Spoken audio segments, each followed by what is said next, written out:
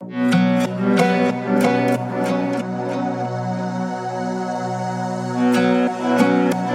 everyone, to another episode of the Minnesota Rack Stars podcast. We have a good one here for you. We are welcoming back Jake Kitzmann from Camp Ripley. He is in charge of the hunts that take place in Camp Ripley. And today we're just kind of sitting down and talking with Jake, kind of wrapping up the 2024 season, kind of getting the final numbers out there and just kind of see how things went from his perspective.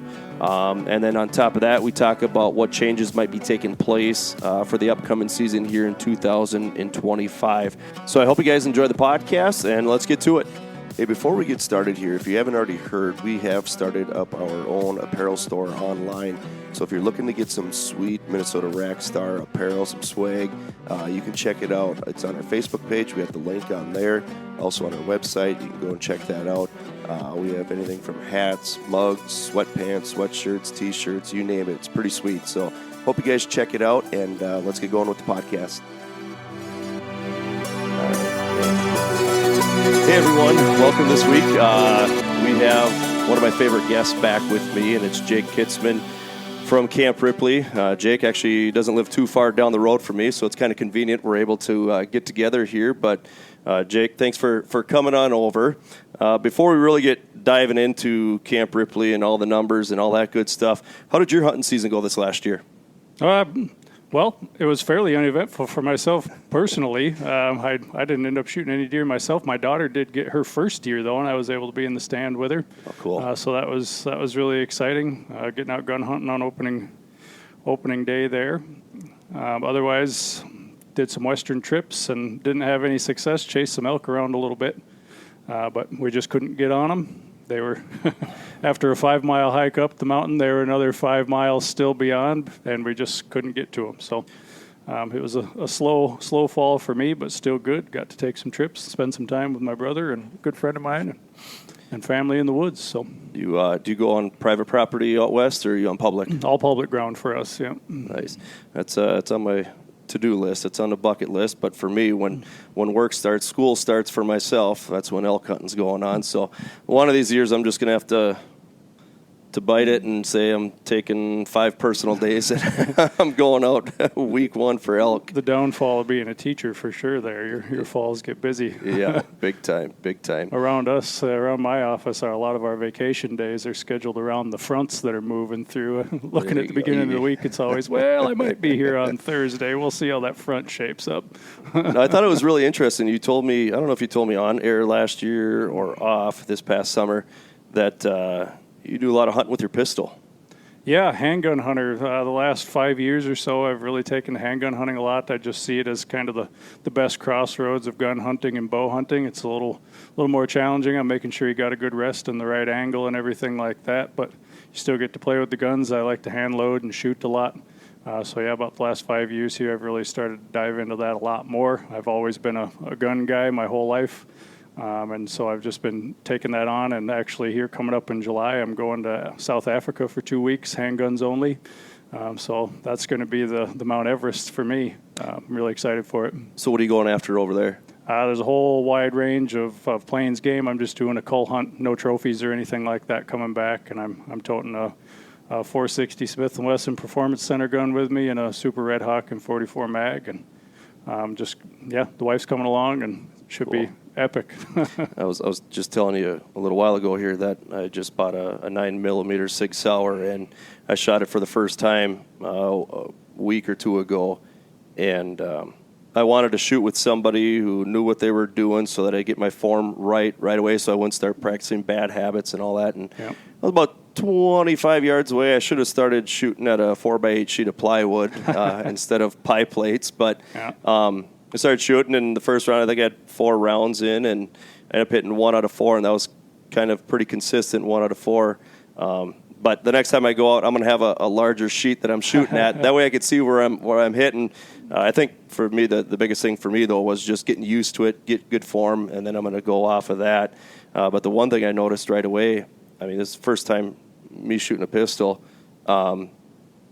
like I was getting frustrated, like, come on, hit the darn thing. But people have told me that you're going to be surprised how inaccurate you'll be for a while until you get the hang of things and get going. But do you have a scope on yours? Yours open sight, or what do you got there? Well, for the most part, for hunting guns, I use optics, red dots, and regular scopes too. Mm-hmm. But I'd shoot a little bit with irons, but I'm frankly just not very good with them, and I don't practice with them enough. So I try not to take them out in the field chasing animals. But yeah, it's a lot of a grip and practice. Definitely, anytime you're handgun hunting, it's like bow hunting. You really got to put the time at the range and make sure you're consistent and make sure you're able to make ethical kills.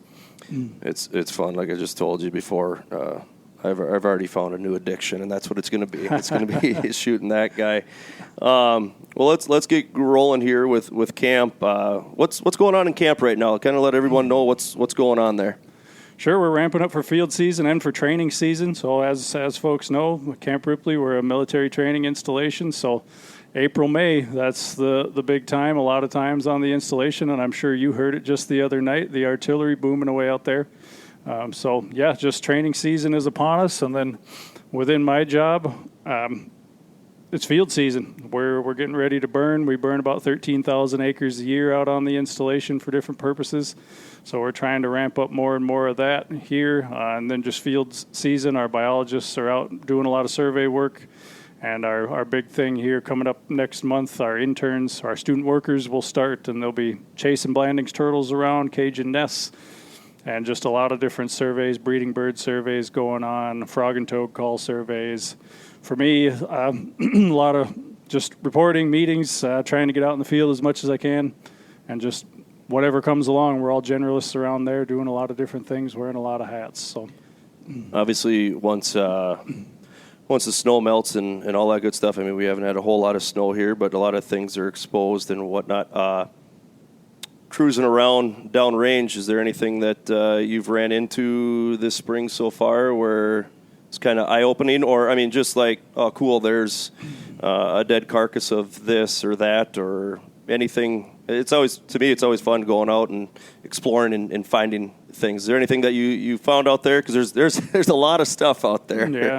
Yeah, nothing too crazy this year. I mean, occasionally we'll get some carcasses and whatnot that we run across.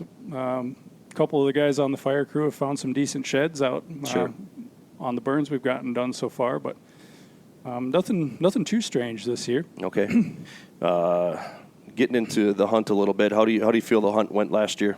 Overall, I mean, I think it was a resounding success. The hunters, I mean, by and large, really followed the rules and showed up and participated and seemed like they had a good time, really positive experience. Got a lot of good feedback. There was a few negative things that came out of it, too, that we kind of expected. One of the big ones is that during those peak weekends, right around MEA weekend, we started hitting the max 150 hunters per day on the weekends. And we did have some hunters that showed up during that time frame that they had reserved rooms and they weren't able to get checked in because we filled up at like 12:02 a.m. And so there was some consternation around that, which I completely understand. That'd be frustrating. That's just the nature of the beast of the system right now. There's not much we could do about it, but really a lot of really good feedback from hunters that just really enjoyed having that extra time in the woods. It wasn't just a race to get out there and sit down somewhere. They had time to get out and scout. A lot of folks I even heard they're overwhelmed, didn't know where to go. Because there's just a lot of new ground to explore. But really by and large, I think it was a resounding success. And going forward, it's looking like this is going to be here to stay. So, well, that's good to hear. I was able to get out there a few times, not as many times as I really wanted to. People who listen to our podcast and watch our YouTube videos know this, but I ended up suffering a little herniated disc last year in my back, and I hunted as much as I could. I got into camp as much as I could, and had a really good time getting in there and hunting.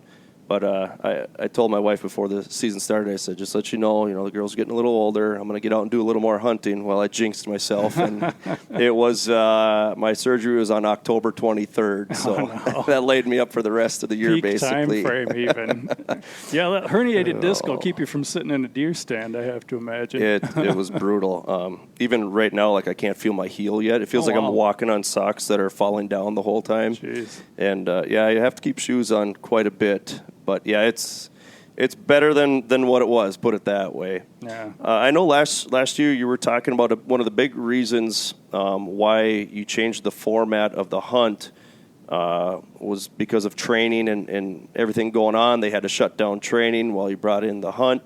For those 2 separate weekends or 2-day hunts. How did camp respond to the style of the hunt this year? Were they pleased with the way things went, and was it easier for them to move around and do everything they needed to do? Yeah, I think so. There was units downrange. I'm sure the hunters that came out this last year saw some soldiers out training and whatnot. I know the ranges were still going hot all throughout the season. So, security had positive things to say about it. There wasn't those big surges of people. We had a couple small enforcement issues there that popped up, just more learning curve stuff than anything. But by and large, security was really happy with it. Range control adapted really, really well. And they were able to get a good functioning system to get the people through. So, from the training community to the local operations folks, there was a lot of really positive feedback, some lessons learned that we need to work on a little bit going forward here, and we're planning for that. But, no impacts. That's one thing I wanted to compliment you guys on. I thought range control was extremely helpful. And very welcoming, when we were in there signing in. And, that when I was speaking with one of them, and I told him, I had a herniated disc at the time, but I was still going in. He's like, well, man, if you need any help with anything, just give us a shout. And Sure. They were very, very helpful in that regard and making us feel welcome, not, giving us a evil eye when we walk in, like, what are you guys doing here? But I thought they were very helpful, very welcoming, and I thought it was a really good setup the way it was. It was quick, easy, in and out. You get going. I know that's one thing where people had a lot of concerns going into it last year that I were talking to, like, well, where do you go? What do you do? Yep. And it's like, Yep. It's easy. You just go follow the road all the way in. You get to range control before you go through the gates. And you sign the papers, you grab your sheet, and your time stamp, all that stuff. You get out, you come back in, sign out, and you're out. And then you got to do your online stuff as well. But I thought they did a great job with range control, helping people out. Even when there were some issues online, range control was able to help us out a little bit with that too. Yeah, definitely. They did a bang-up job. I can't say enough good about how they handled all that down there. I know if it were me, I'd be a little grumpy with everybody showing up at my office door right when I get in there. Exactly, right. They handled it really, really well, and just kept the flow of traffic going. I think we're gonna ease some traffic flow concerns there. At the check-in, there was those peak weekends that got a little busy. So I think they're going to try and open up a second sign-in station in there, so it just gets people through a little more efficiently. Well, year one, you're always going to have those issues, and you saw it here, and now all of a sudden it's time to make some of those adjustments. But you've named a couple of them, but what were some of the biggest issues that you guys really ran into? Really that camping one, or reserving spots, was Sure. the big rub for a lot of folks. And we anticipated that. And as I've mentioned again and again, that's just the nature of the beast out there with the military training that's going on. We got to allow maximum flexibility for the soldiers that are out there training. So I just don't see that we're going to be able to, let hunters reserve in advance, just the way our range control and the way we operate our ranges is set up. It's military training installation first, and that's got to be the priority. Mm-hmm. So I know those hiccups are going to come, and I just apologize in advance if you're one of those hunters that gets stuck with a room reservation or camping reservations and then you can't get in. I'll just tell you to keep looking on the site and try and get in during those times, but that's just a downfall that's going to keep being there. Otherwise, really kind of one of the biggest things, we saw some speeding issues, nothing too bad, but if hunters, while they're down there, just make sure you're keeping your speed in check. Range control is out there actively patrolling, and there will be again this year, especially during hunting season. Just make sure you're keeping your speed in check. That was probably the biggest thing that I saw for notes in the system. Anytime there's an interaction between hunters or security, or between hunters with security or range control or any of the staff, we put a note into the account just saying what that interaction was. And so that was the biggest thing I saw by far. There was some parking stuff that popped up for hunters that are coming out there, aren't used to, really having to get out of the way on some things. They might park on a little 2-track trail thinking that, they're going to be the only one going in there. Just got to remember that the military uses those 2-track trails, so you got to be getting off to the side and allowing space for people to pass. That was one that popped up a number of times. But the nice thing with iSportsman on that is that all those vehicle passes the hunters had to come get, if you were parked in a weird spot and they needed to get around, it was a quick call to range control. They'd send a message or a phone call out to that hunter, and usually that got remedied really fast. So just one of the great things with iSportsman, there's a lot of nice features with it, and that's one of them, being able to contact the hunters real time and work with them. But for the most part, I mean, that was really the biggest stuff. It was minor, really minor. I just about crapped my pants in there because I was in the stand, and all of a sudden my phone vibrates, and I get a message saying, you need to get out of unit whatever. We're going to be, I don't remember what it was, what you guys were going to be doing, but you need to get out of here, or out of there. And it gave me a different unit. I wasn't in that particular unit, and I thought the text was sent to me directly. Oh. So I responded saying, I'm not in that unit. And all of a sudden I started thinking, and I was talking to somebody else that was in there, like, yeah, I got that too one time. So it's just a mass text that goes out to everybody, right? And well, that might be a learning curve for them too. So it should have only gone to the people in that area, is the way you can make it.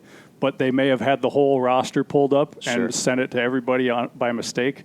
I tell people a lot, when you've got your filters set up in there, you can really screw with things if you don't change your filters to exactly what you want, or filter a list down to the bare minimum of what you want. Sure. I've done that stuff too, and learning curve for us as well. We're trying to learn as administrators out there. So there's a lot of capabilities with this system, and we were learning our way around. Anytime on those weird weekends where people could mysteriously not check in at midnight, yeah, that was me. Or one of our range control folks, we forgot to click a box. There's a lot of little boxes in the background that make the system run, and it was user administrator error, a lot of that stuff, and we're learning. So, but I think for the most part we worked it out. And that messaging piece, you got to be careful on how you do that, because you can get those blanket messages. I was like, oh gosh, I'm gonna get in trouble. What did I do? I'm not in here. But yeah, there was one point. It was pretty cool. I was in the stand, and all of a sudden, choppers were coming in and out, and it was probably that mid-October, and all of a sudden they're coming right over the top of me, basically, and leaves were just blowing down on top of me from so much force with those choppers. So I thought that was pretty sweet. You're talking about the speeding, right? Talk to me a little bit about. So obviously, there's a time frame you need to be out of there, right? And I don't remember exactly what that time was, if it was 8 o'clock or whatever. I don't know. But what happens all of a sudden, somebody gets hung up or something happens, and they're not able to get out of there before that time frame? What should they do in that situation? Yep, just call range control. As you mentioned, those folks are really easy to work with. And if you have that situation where you got stuck, you tracked a deer too long, you had some issue pop up where you just can't get back, just call range control. We did have that pop up a couple times this last year, where I had a message the next day from range control saying, hey, I talked to this hunter. They were a little bit late getting through, but they had a legit reason for it. They just couldn't help it.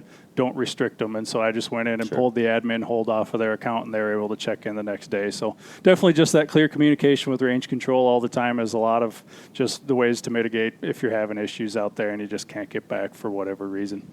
That's one thing too, like being a teacher, you don't want to accept late work all the time, otherwise you're going to get late work every single day. Right. So that's one thing where you kind of want to hold the hunters to a standard too, I would assume. Yep, definitely. And I mean, there's going to be those times where if you stick one late and you can't get to it, they're just going to tell you, yep, just come on back. Mm-hmm. We'll let you in tomorrow morning.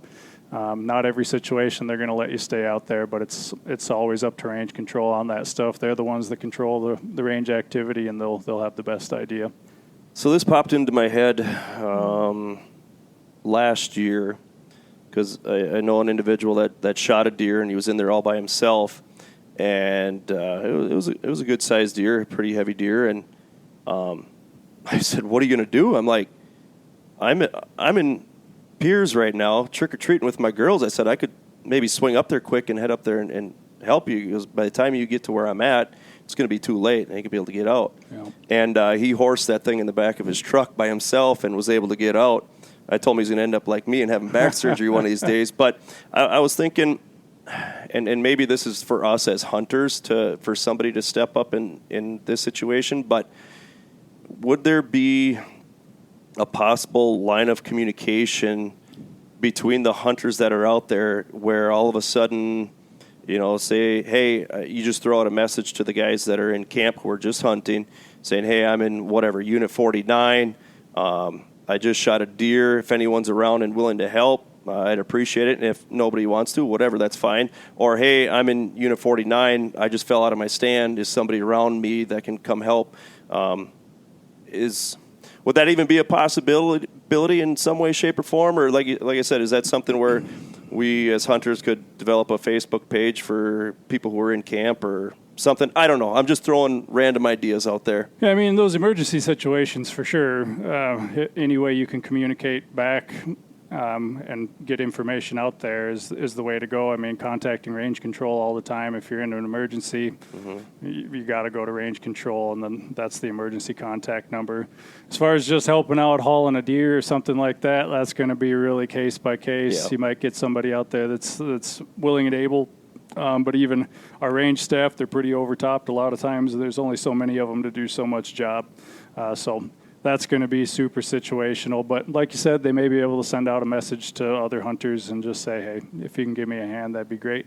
But in those situations, we'd prefer not to use the system that way, more of an emergency contact thing. No doubt. Yeah, I was thinking maybe a guy could, I don't know if it's Facebook or whatever, in Camp Ripley hunters or whatever, and you can kind of message people through that. But I'd be willing to help somebody out. All of a sudden, I'm getting out of the stand. Somebody says, hey, I shot a deer in this area. And if it's on my way out, if I see their truck, I could help out or something. But, yeah, I was just, when that happened to that individual, I was just like, how in the heck are you going to get that thing in the back of your truck? And all of a sudden he sends me a video. He goes, I got it. Yeah.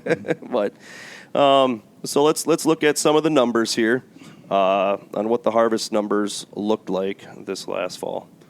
Yeah, so for the public hunters, or really the archery hunters generally, there was about 1,500 permits sold.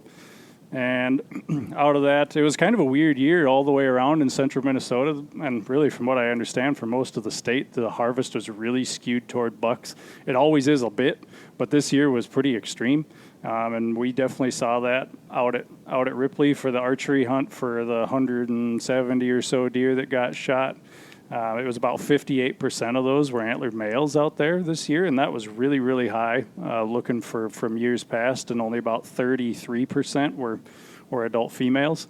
So really skewed toward bucks this year. Normally it's not that big of a difference, but didn't shoot hardly any fawns this year.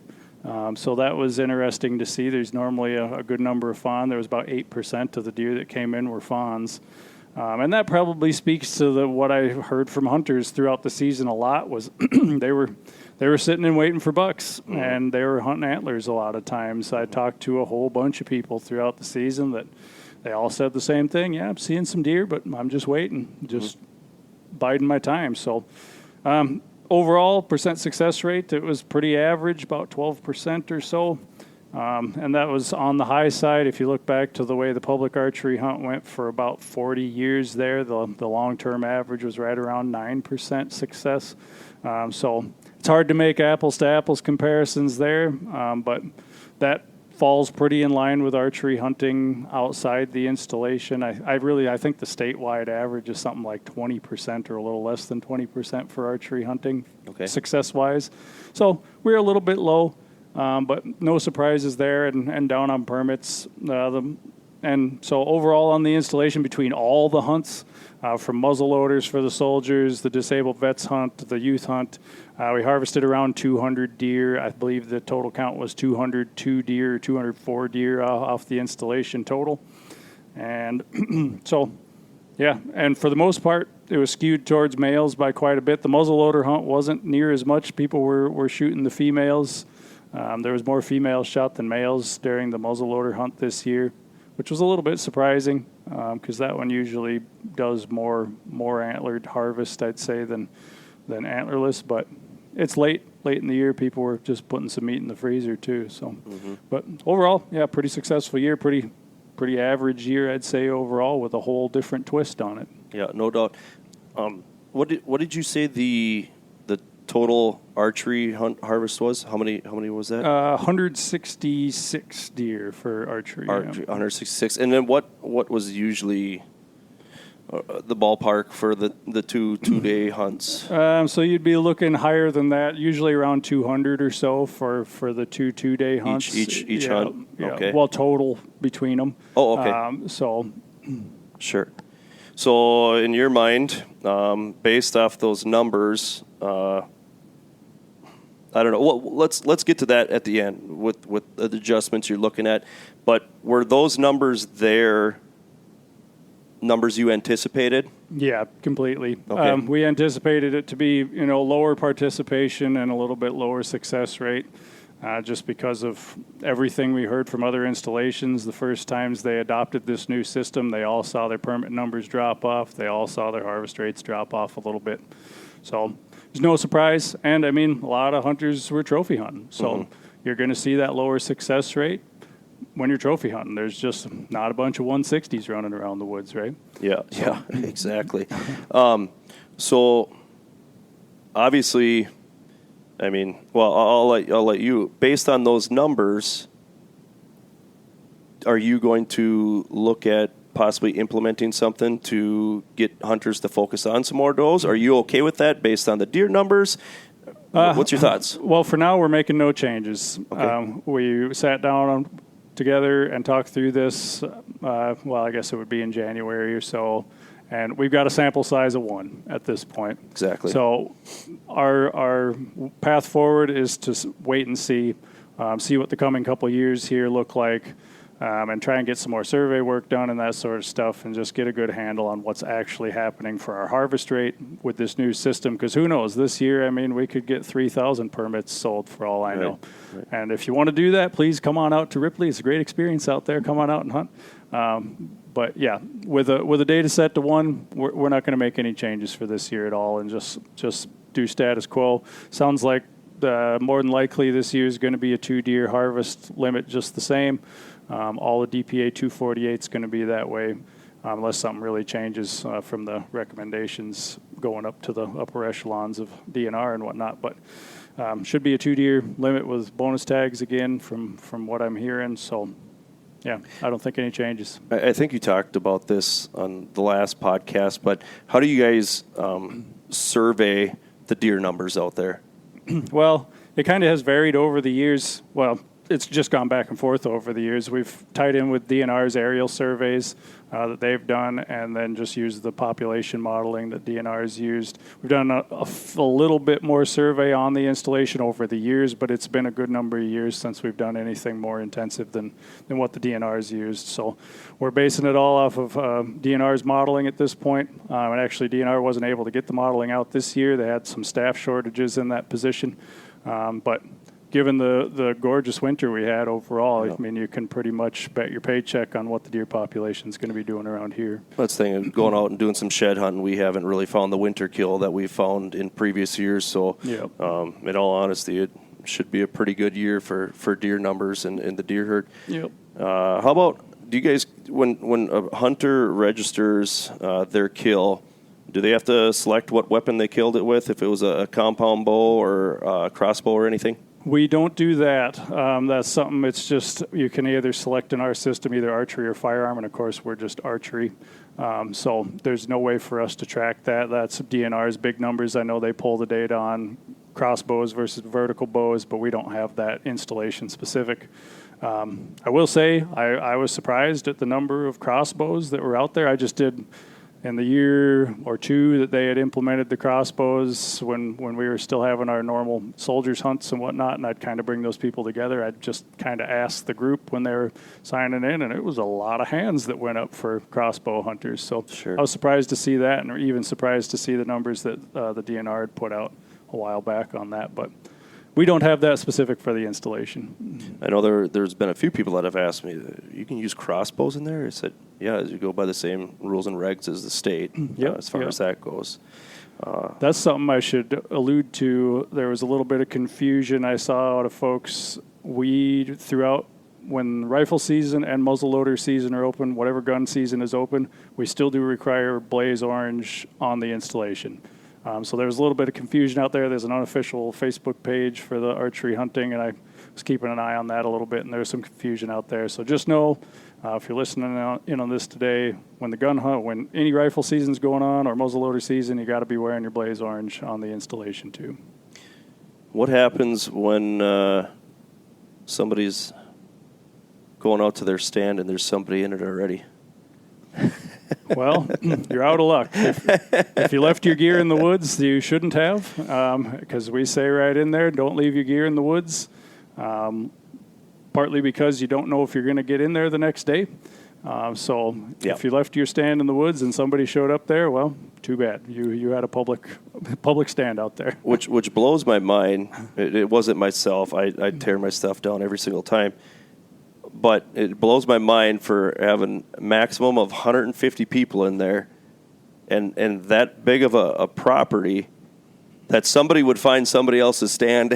It's amazing. Yeah, you stumble across it from time to time, even from the public hunts back in the day. I mean, occasionally you'd see a stand left up, and it happened. But, no leaving your gear in the woods, even trail cameras, none of that stuff. Don't leave anything in the woods. And flagging, I should bring that up, trail flagging. That's litter. Don't leave it out there. If you want to use it for the day, take it down when you're there. Those little clip-on trail flags, those reflective trail flags, I recommend those to people because we took down a lot of flagging out in the woods this year. And so please do not use that stuff. If you're going to use it, put it out for the day and take it down when you're done. Otherwise, use your phone and track your routes. But yeah, there's just too much of that stuff that we saw out there. I saw some people using like construction tape for flagging, and some weird stuff went on. So yeah, that's litter to us. If you leave it in the woods, it's litter. So please, if you pack it in, pack it out. As far as trail cameras go, how many trail cameras did you guys find? There was a few. I figured that. So if you are one of those people that left your trail camera in the woods, it may be down at range control. I don't think they have any currently. But yeah, there was people that showed up and said, hey, I lost my trail camera or whatever, and they got it back. So, I mean, we're not going to keep it from you forever, but if we find that stuff, we will take it. It's going to come back to range control. And we have people in the woods. That's the other thing. Mm-hmm. It's amazing what soldiers find out there, and we've got a whole literal army of people in the woods, and they find stuff. And when they find stuff that's out of the ordinary, it comes back to the range house. So don't leave your gear in the woods. It will get found, and it will come back to range control. And if you don't claim it, then it becomes state property. I was listening to people. You know, everybody always has their own story on things and reasoning why, and that's why I like having you on this podcast, is because you can kind of clear things up for us. But I was talking to people, and they're like, well, they're shutting down this area, this unit, and they're not even in there doing anything. I think they're shutting it down because they want to save that unit for themselves to hunt when they're able to get out there. Is that true? No, it's definitely not true. I know there's some weird closures that happen out there, and it's just based on future uses. Otherwise, there's these service danger zones that go out from all the ranges, and some of them can be really, really big. So they might close off really huge areas for a range, but from everything I saw, I kept an eye on this. I'm not the one who's actively opening and closing training areas. I watch what's going on out there. It's range control that does all that. But I can assure you that from everything I saw, that was not happening. Yeah. I just don't think that's the case. There's plenty of areas for people to hunt. So I didn't see any of it. If I do see any of it, I'd make an issue out of it. But I didn't personally see it. So there was a couple times where I was driving through a unit that was open, okay, and all of a sudden I'm going to leave that unit, and the gate's closed. Okay. And then I started getting nervous. I'm like, okay, I shouldn't have been in here. It shows that it's open on the map, but one of the gates was open, one of them was closed, and I went through the open one, and then all of a sudden I get to the gate that's closed. Yep, you can get some weird situations like that where you might be caught in the lag time, and that's probably what happened to you from when they go out and do barrier runs every day. And so they're kind of planning for the next day where they'll close some stuff, and it might just be a lag time where they got the gates closed, but they haven't updated iSportsman yet, so there might be a little lag there. If you do find yourself in that situation, if you find yourself on the back side of a gate, that being you can't see a sign with a number on it, if you're looking at the back side of the gate, just stop where you're at and call range control. That's the best thing you can do. 616-3137, call range control, because odds are nothing bad can happen in that situation, but there are times where if you find yourself on the back side of a gate, something has changed, or they may have missed a gate. And if you drive back the way you just came through, you could be putting yourself in a dangerous situation. You're probably not. But if you find yourself in one of those situations, call down to range control immediately. Just stay where you're at.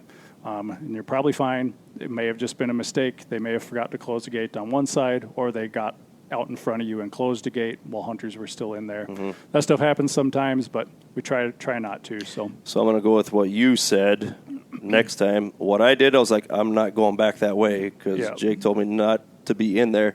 So I think we just popped the gate open, got out, and shut it right away behind us. So that's what I did. And if it wasn't locked, there's a chance that sometimes the gates just fall down too in the wind. Sure. So if the gate's down but not locked, you're probably safe to get through it, but the best scenario is to call range control right away. Just tell them where you're at and say, hey, I drove down this road to this spot, and now I'm behind a gate. Tell me what to do, and they'll help you out. How about blow down trees?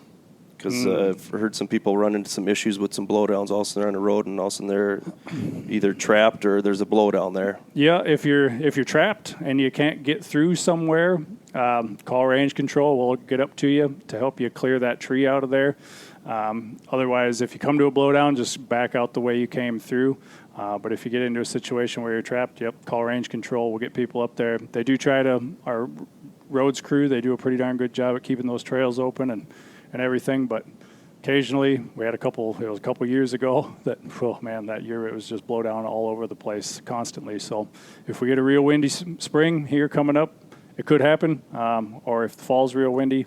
But yeah, if you drove in a certain way and you can't get back out the way you came in, and because of a tree, just call range. We'll get somebody up there with a saw, and we can help you out. Was there any medicals this last year? We did have, we had one that I know of. Somebody stuck an arrow into their leg when they were dragging a deer or walking out. I can't remember the exact story, but that was one. And really, that was the only one I personally heard about. But I don't always get that information. That's security, and our ambulance crews would have a little bit more of that information. But that was the only medical issue I heard about. Okay, well, that's good. That's good to hear. Yeah. I mean, just people going in and out all the time out in the woods. You just never know what's going to happen. And, right. Yeah. Anyone get lost? Nope. Okay. Nobody got lost. I mean, we had a couple people that were a little bit late getting back early on, especially, when the time frames don't work out the best for the range control open hours there. We had some people getting back late a little bit. So there was some of that. But overall, anymore with cell phones, people generally know where they're at. Has that happened before, like before technology, maybe when you first started taking over here? Yeah, definitely. And, I mean, I've had some weird stuff, too, pop up over the years where I had this was during one of our soldiers' hunts, I think, and this was probably 8-10 years ago. But the guy called me at the check station, and it's like, hey, I don't know where I am, or I'm lost. Here's my grid coordinate, but I can't find my way back. And I went, wait a second. You have your grid location, but you don't know where you're at. Like, how does that work? So I don't know. Sometimes people just get turned around. They're unsure of themselves out there, I guess, too. But really, nobody got lost that I know of this year. No big issues there. I know I got lost one time. I don't know if I shared this with you, but it was I don't know, probably 15, 20 years ago.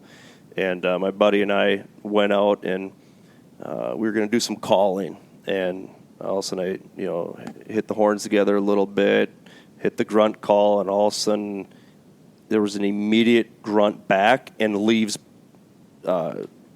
being ruffled around and branches breaking. And I'm like, holy Lord. And my heart just starts pounding. I look at my buddy, and our eyes are just, as wide as can be. And we sat there, and we heard leaves crunching, and all of a sudden another grunt, and leaves were like crunching, getting closer, and I'm pulling back my bow just about ready to go. And all of a sudden I look around this, brush, and there's another hunter looking right at me. We're calling to each other.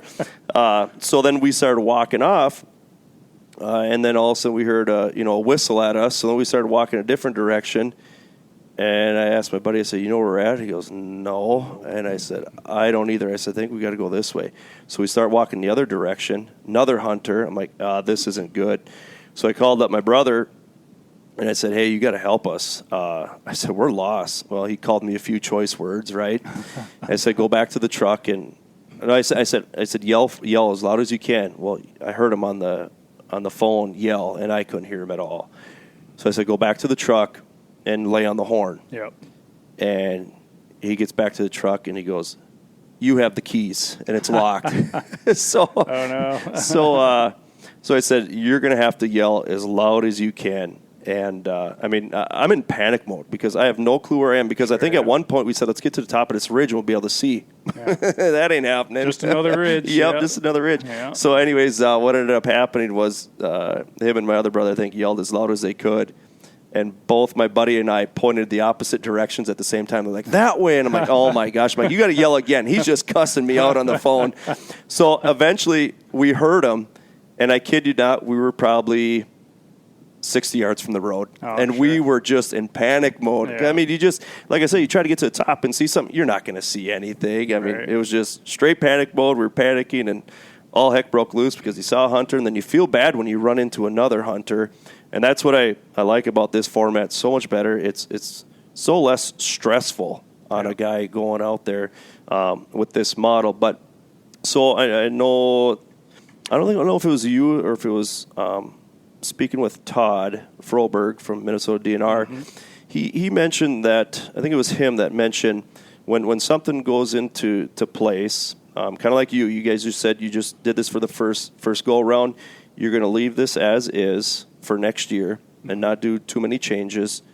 After year two, I mean, are you guys open for changes? What's kind of your ultimate goal in the end, being that you're going to go with this model, opening things up? Have you guys talked about some other goals that you're going to try to be shooting for if everything goes as well and camp is happy with the way things are being ran?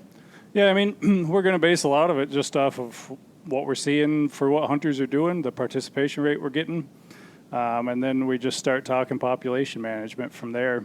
I mean, that's the only reason we have a hunt on the installation. We're the state's largest game refuge, so it's population management first and foremost for hunting purposes out there. And if we get to a scenario where we really feel we need to start shooting more deer because we're seeing overbrowse or something like that, or disease issues that pop up, something along those lines, then we'll address that. And we've had some internal conversations about, expanding out to if we need to do even a firearms hunt just for does or something like that, just to control populations. There's always those conversations that go on every year, and we're just going to keep an eye on it. Like I say, the goal for us is to get some more survey work in there so we get a really tight handle on the population, or the best we can. And of course, there's a lot of moving parts on getting that done, but we're just going to have to play it by year. But for now, years 2 and 3, I think there's probably just not going to be a lot for changes unless something really drastic happens. But we're seeing pretty decent participation out there, and an okay harvest, I'd say, at least a harvest rate that's going to allow the population to grow at this point, especially with these mild winters keep up. You bet. So, yeah, just playing it by year. I know some other states do this, and I might have asked you previously about this, but is there ever thought of asking a hunter satisfaction survey or anything, throwing that out there? Well, we've talked about that a little bit. Those things can be a little bit hard to do and hard to get, answers out of. I don't know a lot about the social science stuff, but everything I've talked to folks that run those big surveys, they say it can be kind of complicated to really get good data out of them. So we'll see what comes from that. We base a lot of our stuff off of, there's the survey link on the bottom side of the website there, the ICE survey link and QR code there.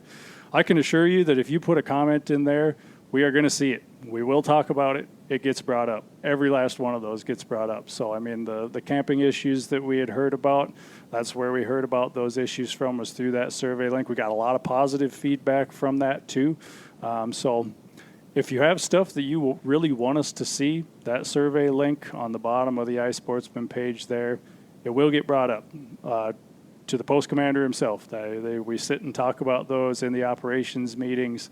Everyone knows when we get those comments. So we do take those seriously.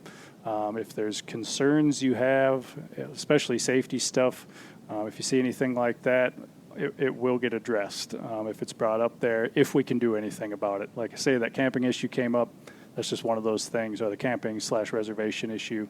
That's just one of those things we can't really address. There's no way to do anything about it. But, yeah, as far as formal surveys, though, we don't really have any plans on the near-term horizon anyway. But it's never out of the question either. We sit down and we talk about this stuff every year, multiple times a year, and probably even more so now with the iSportsman system. As I mentioned, I think the last time we talked, one of the good things with that, the permit fees that you hunters are providing to this, they stay on the installation. There's a really specific set of things for conservation-related purposes that those permit fees can be used for.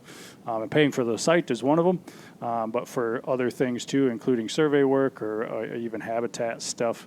Yeah, it's a really specific set of things that money can be used for.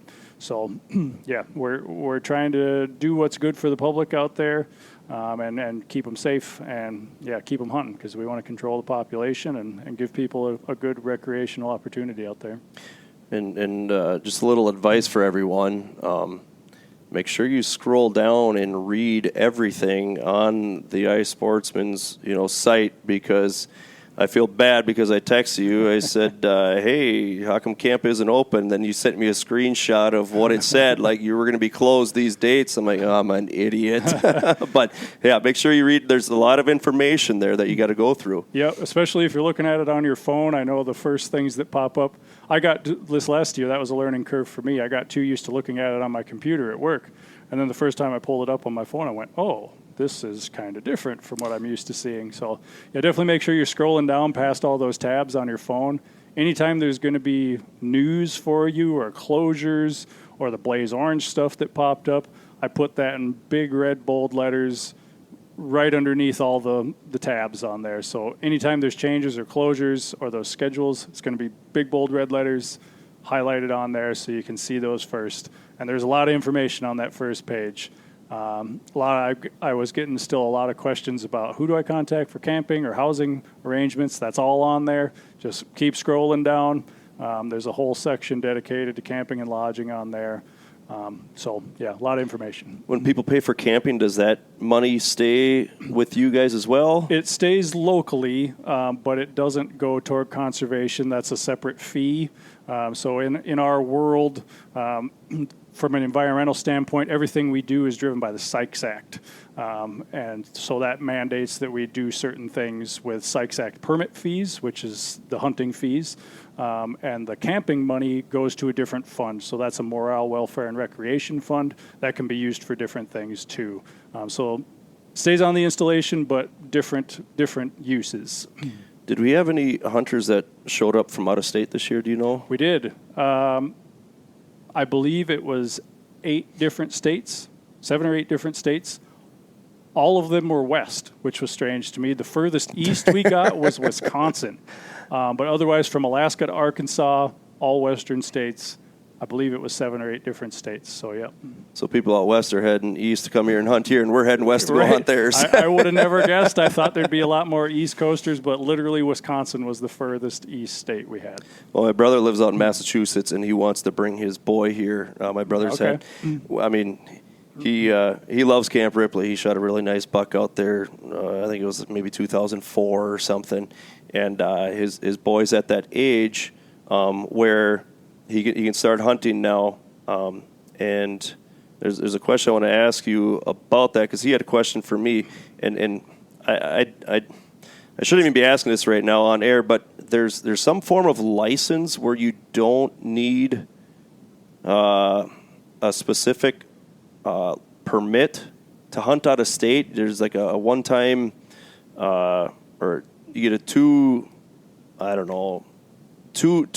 out of state where you don't need to abide by their rules as far as permits go or something. I'll have to look into that. Yeah, I don't know that one. But yeah, he was kind of curious about that. Well, I'll send him a message, and then I'll text you. But so yeah, we might get a Massachusetts boy coming this way this next year. East. Yeah, that'd be good. Interesting. As far as I'm concerned, I want to thank Camp for allowing you guys to be able to make this adjustment and try it out. I thought overall, in my standpoint as a hunter, it was awesome.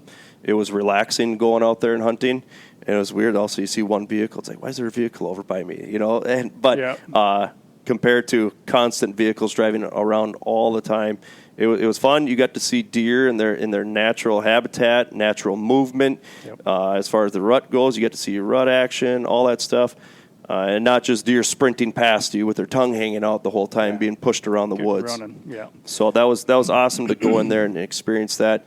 You're giving people more of an opportunity to own land, to get into a big piece of property where there's a good amount of animals to go after. But from a hunter standpoint, I thought it was awesome. I didn't do that survey, probably because I didn't scroll down all the way. I got to do a better job of going on my computer and look at it. Like I said, I thought it was a little tough for me on my phone, trying to navigate through the site. But that's a great point. If you go on your computer, you're probably going to see things a little more clear. Yep. But I definitely will go on and take that survey. But, I mean... And it's not really a survey. It's more just of if you have concerns or questions or any of that sort of stuff. Okay. It's just more of they call it an ICE survey, but it's not truly a survey. It's just a place for you to submit stuff to, comments to. So. Okay. All right. But, yeah, I mean... I thought you guys did a phenomenal job. Like I said, range control. I mean, those were the guys that were there every day that had to deal with us going in and out. So hats off to those guys for doing a tremendous job. As far as your standpoint, your perspective, anything you want to leave us with from last year? No, I appreciate all the hunters showing up and bearing with us as we had these hiccups and internal struggles trying to figure out the system. There was definitely a learning curve behind it. But overall, I think the hunters really adapted great. We had a lot of good feedback, some bad feedback too. But again, we take all those comments to heart, and we really want to make it a good experience for folks coming out there. So overall, I mean, we appreciate everybody following the rules. Like I say, for the most part, hunters did really great at doing that, just addressing those little things, the speeding, the flagging out in the woods, if we can just clean that up a little bit better. And even in the camping area, hunters did a great job of cleaning up after themselves. We really appreciate that. If you want to keep this stuff going and make it good for you long term, the easier you can make it for the installation staff, I can assure you, the more likely it'll be that this is going to keep going the way it is and keep trying to streamline for the hunters. We really are trying to provide a quality experience for folks, and we appreciate that hunters followed the rules for the most part and didn't really, even if they had some issues, they weren't being aggressive to our range staff at all. We had a couple little issues with that, but be respectful, be professional, and just enjoy yourselves out there. I'm a guy, I like to be out in the woods, and I like it to be quiet, and camp's a beautiful place. You get up in that north central part of the installation, and there's just a lot of beautiful country out there. So just encourage hunters to come out, bring your friends, and if you have issues, concerns, or comments for the program, there's that ICE survey there. We appreciate all that feedback. So just thanks again for the hunters that showed up. It was a good season. Saw some great pictures of some great bucks. So it was a really good year and an interesting change for me. I've never had to deal with something like this. So there was a lot that went into it. So it was good to see it function well. Just thanks again. Last question. Was it less of a headache for you this year from your standpoint versus the previous years? Oh. Maybe it's a longer time frame now. No, not at all. Not for this last year anyway. Sure. This coming year, it definitely will be. Last year was the learning year, so I anticipated it was going to be a lot, and it was. Sure. But so far this year, it's been smooth sailing. Good deal. Our permits will be going on sale second week of July. Whenever the DNR starts putting the deer licenses on sale, I'm going to try and mirror it up with that.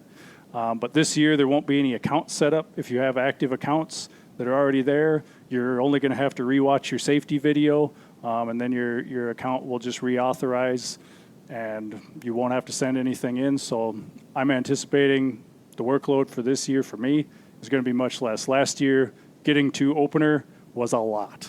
But once opener started, the problems went away, and it was really smooth, minus the couple times when people couldn't check in at midnight, and that was my fault largely.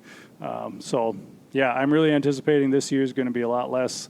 And for all the rest of, well, for most of the rest of Camp Ripley staff, security, fire department, our roads and grounds crew, it was certainly a lot less. There was much less logistics with the state patrol having to show up and all that stuff. DNR didn't have near as much for logistics to deal with. So, again, we see it as just a resounding success. And I know, too, with, like you said, with permits, last year, would you say 1,400, 1,500 permits that were sold? Yeah. Well, more likely, majority of those people, they'll be coming back or they won't be coming back, but they'll already have their permit, or not their permit, but their account made, so you don't have to go in and accept that. Right. So that's all taken care of, but you're going to have a few more that'll come this year that didn't show up last year, but that number is going to be a lot less for you. And what I thought you did a great job of was, I know you said you have to allow how many hours for turnaround time on that? About 72 hours. But you were really good with that. I mean, there were people that were making accounts, and all of a sudden, boom, you turned around, you did a great job. Yep. Yeah, tried to keep on that as much as possible. And if you've just been recently setting up accounts, if there's anybody listening that was setting up accounts over the summer, I'll apologize. I guarantee I didn't hit that 72-hour window because I don't get notifications on when people set up those accounts, so I have to be actively watching for them. So as we're ramping up to the season here again, we'll be watching, and we'll try and hit those time frames. But if you're one of those folks that was a little bit long on that time frame over the summer, my apologies.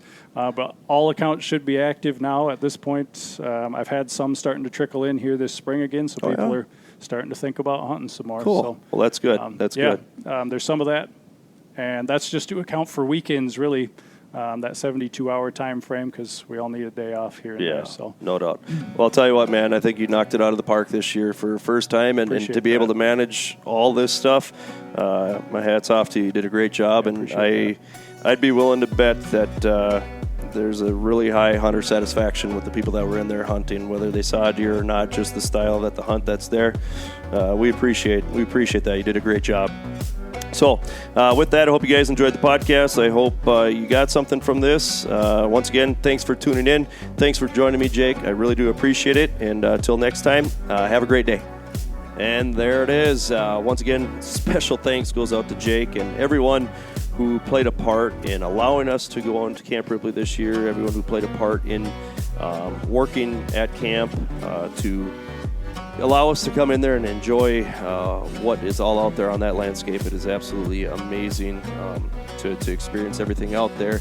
And one thing we did forget to mention, if you guys go to the iSportsman's webpage, if you Google iSportsman and then Camp Ripley, it has to be the Camp Ripley because I think there's multiple iSportsman web pages for different installations. But the iSportsman's webpage, if you go on Camp Ripley, and you scroll down to alerts and news, you'll be able to scroll down all the way after that, and that'll give you the 2024 season summary. It's all the way down at the bottom.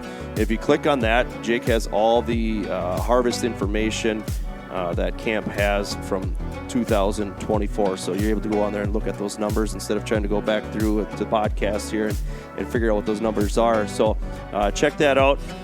And along with that, I just want to make sure that I go through and thank everyone that partners with us and makes all of this happen, including you guys, the listeners, all our supporters out there, but also Arctic Shield, Domain Outdoor, J&R Outdoors, Skullcraft, The Fish Guide, Tacticam, and Fourth Arrow Camera Arms. And hey, if you guys are down in Florida right now, all right, if you're listening down in Florida, I know the Fish Guide is down there doing some guiding, so maybe give them a shout. Check them out on Facebook.